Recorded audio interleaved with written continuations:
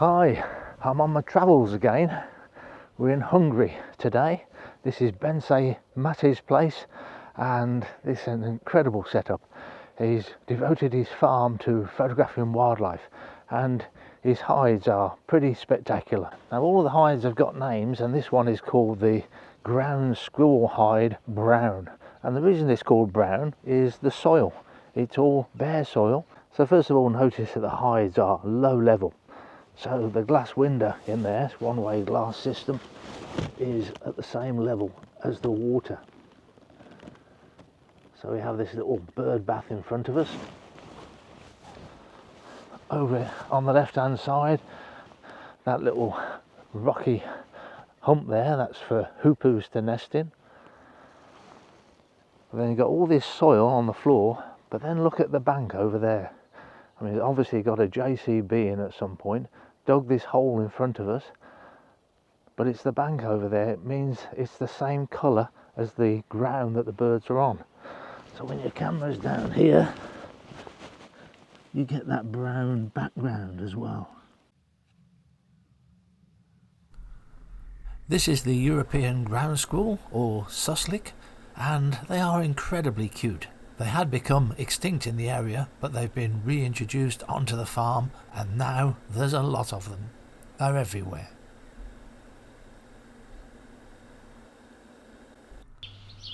And although they're not difficult to photograph, they tend to be an obliging creature that you usually get close enough to, but around the farm buildings itself, they are exceptionally tame.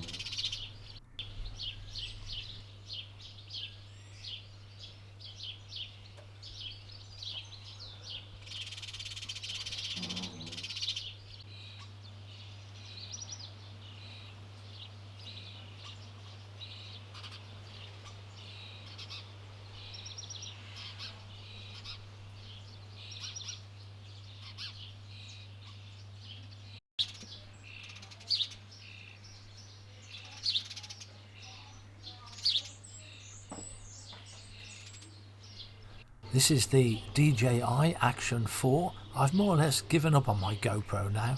I have too many problems with them. Overheating, batteries not holding the charge. I'm doing better with the DJI.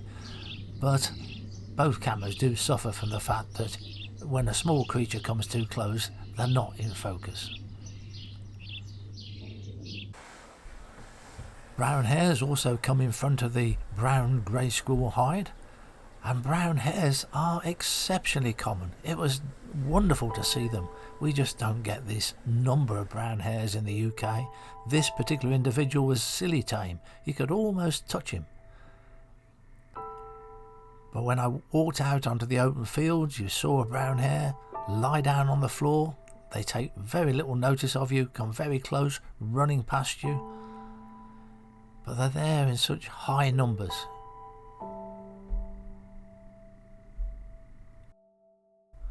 These pictures were taken with the OM1 Mark II, the 150 to 400mm lens. I wasn't able to take my Nikon Z8 that I'm testing at the moment. I just couldn't fly with both systems.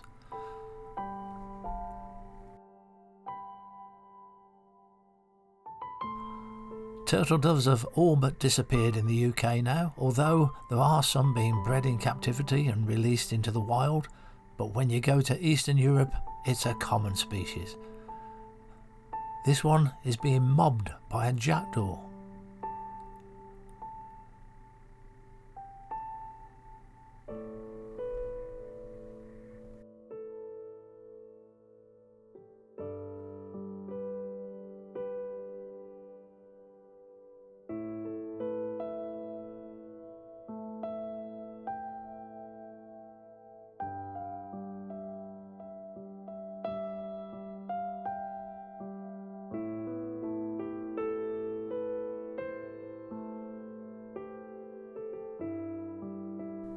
Swallows have got several nests around the farm buildings, so there's a constant stream of them coming down to the water to pick up mud and nest material.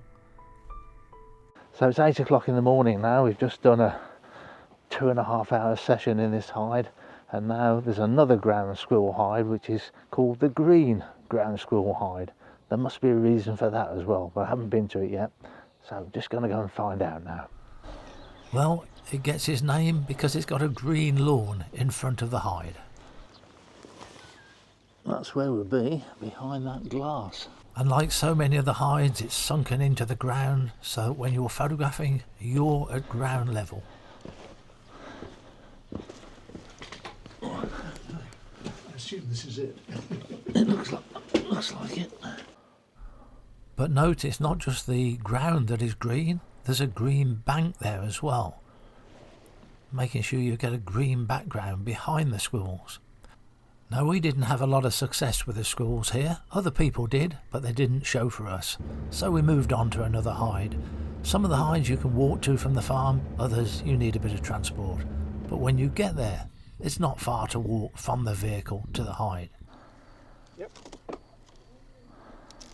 What is a constant is you're photographing through one-way glass all the time. It does make it difficult to disturb the wildlife. They can't hear you, they can't see you, and the modern glass is very good. Okay, so we'll see you just after 8 o'clock. Yes, 8 o'clock. Have a good day. Okay, Thank you very much. Thank See you. you. Bye. Bye. This is one of the 4 Hoopu hides they had. They also had 4 European roller hides, 2 species that are very popular with photographers. Crested larks coming down, a very common species across much of Europe. Red-backed shrikes, we used to get these in the UK when I was young. Lovely birds, and the turtle dove.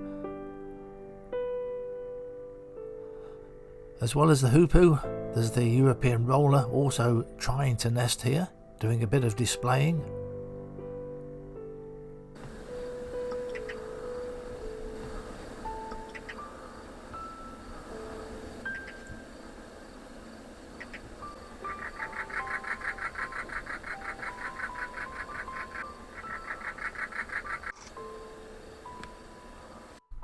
Hoopus normally breed a bit earlier than the European roller, so the Hoopus are already feeding young. The rollers just checking out nest holes.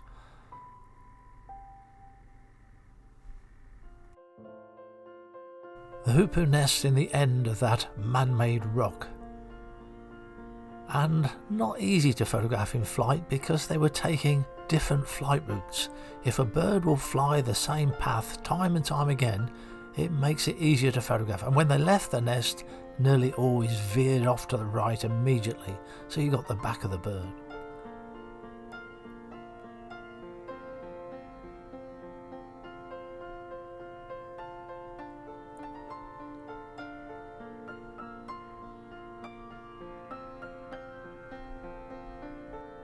If they flew down to the nest hole from this tree, you didn't stand a great deal of chance. They weren't coming in a straight line.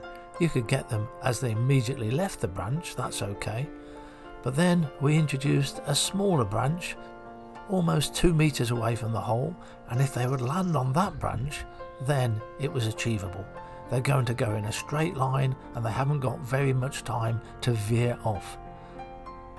All you need shutter speed wise is a 2500 and upwards. 1600 ISO is my default setting, and that will give me that shutter speed with ease. And then you're using Pro Capture, the magic of Pro Capture. This is the only shot that was taken without Pro Capture and just naturally following the bird. And now when they left the nest, they would sometimes fly to that short stick first. Now in the description underneath the video, I will be putting a link to Bence Mates' website where you can go and read all about his setup. But although it's full of photographs of the hides and the wildlife you're likely to photograph, it doesn't tell you that much about the actual trip. So I'm going to try and fill in that gap a little bit here by telling what happened to us in our situation. Now there is an email address on the website, and if you send them an email, almost certainly the person that will respond to you is Andrea. Now, Andrea has absolutely perfect English, and she has a style of writing that will make you feel good. She's particularly friendly and helpful. Now, on the week that we were there were 14 photographers. We weren't all travelling together, people had come independently, but its normal routine is Saturday to Saturday. It's a full week. Now, it's quite likely that if you wanted to go for 3 days or 10 days, if they've got the space, they would probably accommodate you. But the normal is Saturday to Saturday. And of course, that makes it much easier for them, because on the Saturday they get extra staff in because they've got to clean out the rooms and change all the bedding, etc. So it is more convenient for them to do Saturday to Saturday. So we flew in to Budapest on the very earliest flight from London Heathrow with British Airways and got there at 11 o'clock. You need to be there for midday to meet up with everybody, then get to the farm. Now, you get from the airport to the farm by taxi, but Andrea will arrange that for you. She will book the taxi, and you don't have to pay for the taxi then. You pay for the taxi when you get to the farm. If there's other people also going to be at the airport, Andrea will try to match you all up so you can get one big taxi. So there was 5 of us met up at Budapest airport and shared a taxi. It ended up costing 60 euros per person each way, 120 euros in total. It's about a 90-minute journey. We flew with British Airways, by the way, which is currently my favourite airline to fly with, because the hand luggage limit is 23 kilo, the same as you can put in the hold as well. And from a photographer's point of view, that's very reassuring. You're not going to be stopped taking your bag into the cabin. Although, be aware, you don't want a camera bag with wheels on. They do tend to pick on bags with wheels on to say you can't take that on board no matter what the weight. So you'll be arriving at the farm early afternoon. They show you to your rooms, and then you go down for lunch. During the meal, they'll be allocating you to your hide that you're going to go into that afternoon. And that becomes a routine. When you sit down for your evening meal, they'll be talking about which hides you're going to go in the morning. And then the following lunchtime, which hide you're going to go in the afternoon. And there's usually opportunity to do each of the major hides twice, at least twice. The cost of the trip will include your food, your accommodation, the guides and the hides. Doesn't include alcoholic drinks, as very few tours do. Any other questions you've got, Andrea is the perfect person to ask. Thanks for watching.